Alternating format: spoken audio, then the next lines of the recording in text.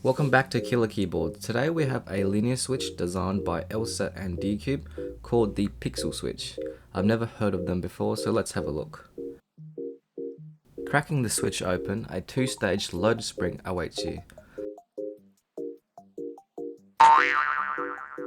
Bye bye! The bottom housing is nylon, the spring and leaf is factory lube, which is evident here. It has a 42 initial weight with a 58 gram actuation. The top housing is made of polycarbonate and the stem material is not stated. Mech stock states that these switches are very tight, which is true. Pretty minimal wobble left and right as well as up and down. When compared with the well-known alpaca, the alpaca has noticeably more wobble. When comparing it to the Filmed Ink V2, I would say that they are quite similar. Out of all the switches I've tested, the Film Duroc Palms are the tightest.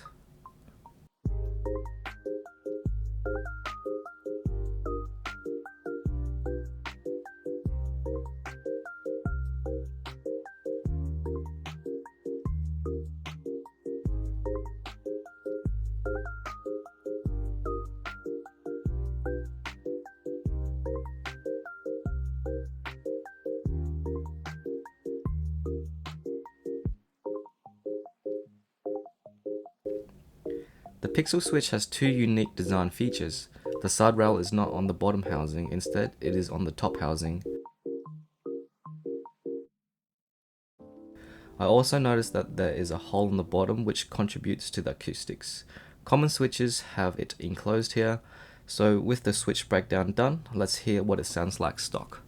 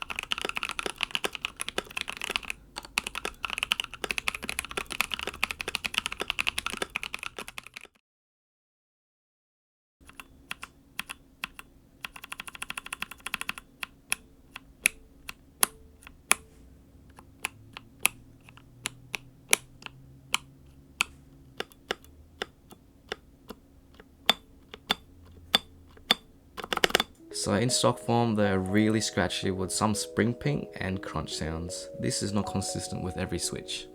Let's start lubing them with some 205G0. Also important to note, you cannot switch film these.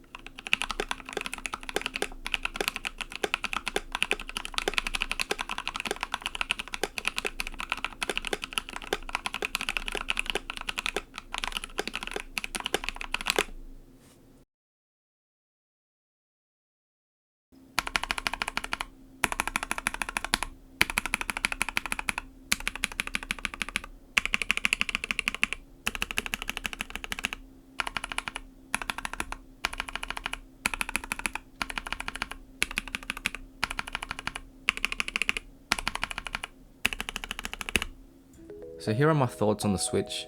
In stock form, they definitely need some lube, at least on the springs. The smoothness reminds me of a broken in cream and sounds like a lower pitched Blacking V2. The bottom mount has a thocky low end thanks to the nylon housing, and the upstroke is a higher pitch with a poppy sound similar to the filmed inks. I was wondering if the open end of the bottom housing would increase the bottom mount sound, but nothing noticeable compared to the other switches. Overall, they sound really good. The two-stage spring also gives it a different feel. I would say the initial press has a very loaded feeling. As you reach the bottom mount, you feel quite a bit of resistance. I like a hard hitting bottom mount on my switches with long poles, but with these springs, it's more gentle. In addition, they have a very violent upstroke. If you're a gamer that rests their fingers on the keys and often accidentally actuate them when you're not meant to, then a two-stage spring will prevent this. I think these switches create a refreshing new experience of linears that make it really interesting. So what do I like about these switches? First of all, they are very budget friendly with a price of 60 cents a switch. The sound signature is really nice. I like the bottom housing with a poppy upstroke. And the colors are pretty cool. And what about the things I don't like? Not much, but to be picky, they're not the smoothest, but I think they will benefit with some breaking in. The leaf design comes out really easily, so be careful when you're taking them apart to lube. So is this a killer switch? Hell yeah! I definitely recommend you try this switch out. Link in the description from where I picked mine from. This is non-affiliated. So that's all from Killer Keyboards. I have another keyboard review coming up, so subscribe to stay tuned. Let's hit 500 subscribers and I'll see you on the next one.